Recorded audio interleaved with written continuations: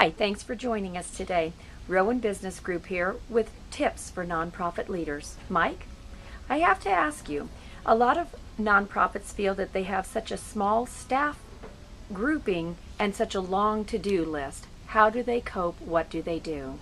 Boy, that's real typical. I think we're all in that boat nowadays with a to-do list that never ends. But for not-for-profits and the leadership and the staff, sometimes the founder of the not-for-profit, can really get frustrated if they can't get more done. And that just comes down to a couple of suggestions. First, what are the priorities? Not that we're all good at doing that, but every day, at the end of the day, looking at the rest of the week or the next day, what are you going to be doing that will help you move toward those priorities? If it's not doing that, you ought to really question whether you should be working on that step. There's a lot of nice things to do.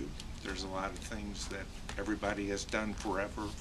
But look to priorities. That's what one step that I'd recommend. Part of it is come down to a step that everybody kind of avoids, but what's the plan?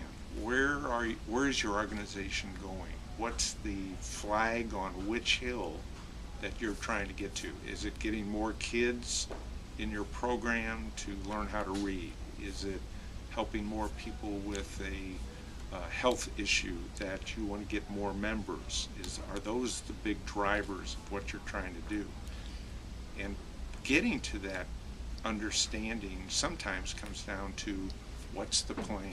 Have you taken time to meet with leadership and saying, here's our plan for the next year, and back that up to what are we going to do next month and what do we really want to get done? So taking those small steps, getting those priorities is built on where do you want to go long term and backing up from that point to tomorrow.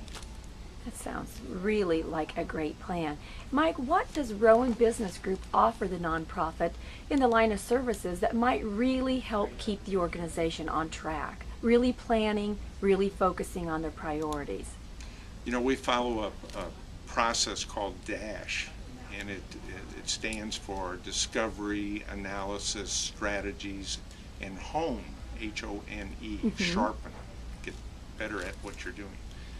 And we use that as a guideline for whatever planning process that a not-for-profit needs. We know one size doesn't fit all. Some need a simple kind of understanding of what should we be working on here short term. But others may need a more complex process to make sure we get done what they want to get done at the end of that.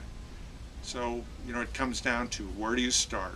We know how to do that. We do discovery very well with data, with market research via phone calls, things like that, so you can make some good decisions and move ahead.